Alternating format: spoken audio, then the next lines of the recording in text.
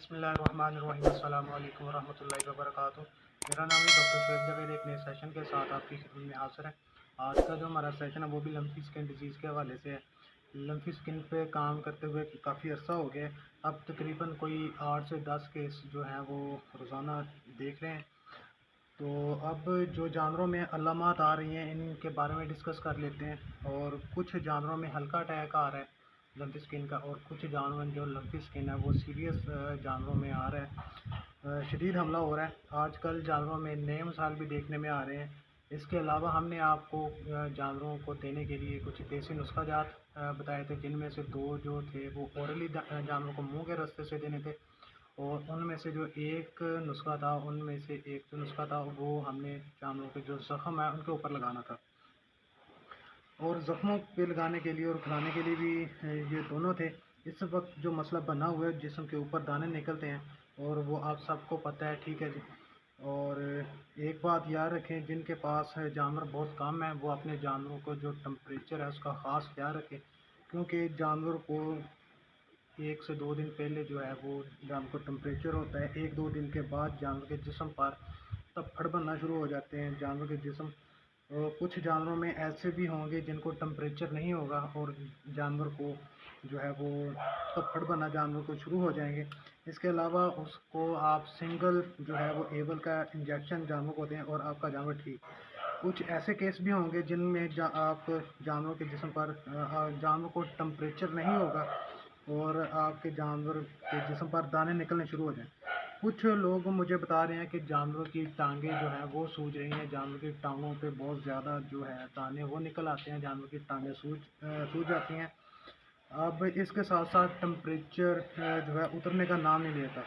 वो जानवर जिनके पाँव और टांगों पे स्वेलिंग आ चुकी है, यहाँ पर मैं आपको आगाह करना चाहता हूँ कि अगर यहाँ आपको बैक्टीरियल जो जानवर को इशू है वो बैक्टीरियल इशू हो जाए, मसलन जानवर की टांगों पे जो सूजन है लम्फी की वजह से हो गई हो, लेकिन आपका जानवर जो है वो आप जानवर को जो प्रॉपर ट्रीटमेंट होता है एक वो आप नहीं देते, तो आपका जो जानवर है वो मुस्तकिल तौर पे लेमनेस का शिकार हो सकता है। और वहाँ पे आपको बैक्टीरियल सेकेंडरी बैक्टीरियल इन्फेक्शन जो है वो हो जाती है, तो आपका जानवर यहाँ मुस्तकिल जो लेमनेस का शिकार हो जाएगा। लोग बताते हैं कि यहाँ मैंने यहाँ पे जो सारे मसले हैं वो सब लिखे हुए हैं। जानवरों को नमूनिया का जो मसला है वो भी देखा गया है। सांस का मसला भी आ रहा है जानवरों को। जानवर के जो जिस्म पर दाने निकल आते हैं, जानवर के मुंह पर दाने निकल आते हैं। इसके अलावा जानवर के मुंह के अंदर और जानवर के जो नाक है उसके अंदर भी दाने निकल आते हैं।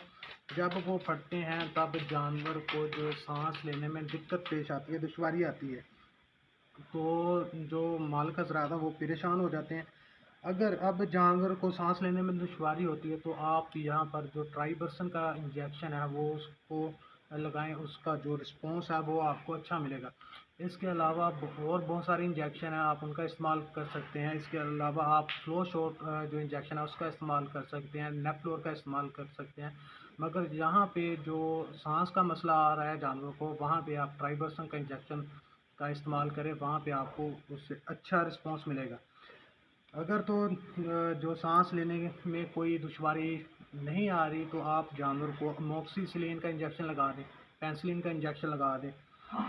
ये दोनों सेम है, आप किसी एक का इस्तेमाल कर लें। इसमें जानवर की टांगों पे जो सूजन आ जाती है, जानवर को लेमनेस का मसला हो रहा है, तो इस जिनमें सेकेंडरी बैक्टीरियल इन्फेक्शन हो चुकी है इनमें काफ़ी अच्छा रिस्पांस देगा। इसके अलावा अबॉर्शन के जो केस हैं वो भी देखे गए हैं। एक हमारे फार्मर हैं, उन्होंने आज हमें मैसेज किया था कि हमारे जानवर को तकरीबन 20 से 25 दिन हुए हैं इंसेमिनेट किए हुए, क्या हम उसे वैक्सीन कर दें। अगर आपका जो जानवर है वो ही नहीं रहेगा तो आप प्रेगनेंसी को क्या करेंगे। आप जितने लोग भी रहते हैं वैक्सीन करने वाले वो अपने जानवर को वैक्सीन कर लें। दूसरी बात ये कि ज़्यादा से ज़्यादा क्या होगा, 20 से 25 दिन का जानवर आपको इंसेमिनेट करवाया है, 25 दिन हो गए, तो आपका ज़्यादा से ज़्यादा क्या हो, जानवर रिपीट कर देगा। आप सबसे पहले जानवर को सेव करें, इसके बाद आप फिर जानवर को प्रेग्नेंट कर सकते हैं।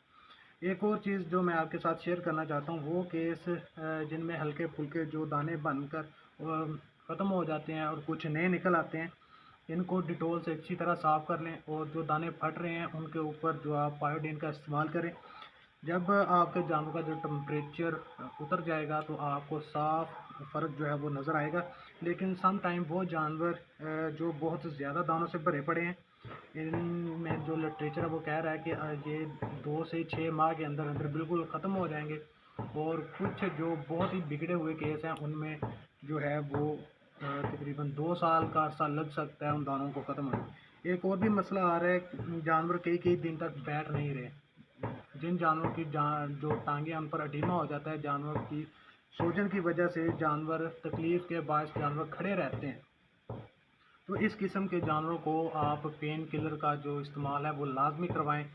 जो लोग तो मुझसे रब्ता करते हैं उनको तो मैं रिकमेंड करता हूँ कि सुबह भी जो पेन किलर है लगाएं और दूसरा शाम के वक्त भी आप पेन किलर का इस्तेमाल लाजमी करें। अगर आपका जानवर प्रेग्नेंट है तो डिक्लोरान लगाने से पहले सोच लीजिएगा। अगर तो आपका जानवर जो है वो प्रेग्नेंट है, कोई 2 माह का प्रेग्नेंट है, 6 माह का प्रेग्नेंट है, तो डिक्लोरान का इंजेक्शन है वो लगाने से पहले सोच लीजिएगा। आपने भी ये सोचना है कि जानवर या तो जानवर बचाना है या फिर आपने जानवर का जो बच्चा है वो बचाना है। इसलिए मैंने आपसे पहले भी कहा है कि अगर आपका जानवर ही नहीं रहेगा तो आप प्रेगनेंसी का रख के क्या करेंगे। जहाँ ज़्यादा सीवियर केस हैं वहाँ हम दिन के वक्त जो है वो कीटोजैक का इस्तेमाल करवाते हैं और रात के वक्त जो हम डिक्लोरान का इस्तेमाल करवा रहे हैं। एंटीबायोटिक में आप अमोक्सिसिलिन का इस्तेमाल करें, पेनिसिलिन का इस्तेमाल करें, नेफ्लोर का इस्तेमाल कर सकते हैं, फ्लोशॉर का इस्तेमाल कर सकते हैं। तो हम जो है वो अमोक्सिसिलिन का इस्तेमाल कर रहे हैं, जेंटामाइसिन का इस्तेमाल कर रहे हैं, इनके कम्बिनेशन का इस्तेमाल कर रहे हैं। अगर जानवर का जो बुखार है वो नहीं उतर रहा, अगर आपका जानवर प्रेग्नेंट नहीं है तो आप जो डेकाड्रान का इंजेक्शन है वो लाजमी जानवर को लगाएं। इससे भी आपका जानवर बहुत जल्द ठीक हो जाएगा। आज तक के लिए इतना ही। दुआ में याद रखिएगा, 5 वक्त की नमाज अदा कीजिएगा। अल्लाह हाफ़िज़।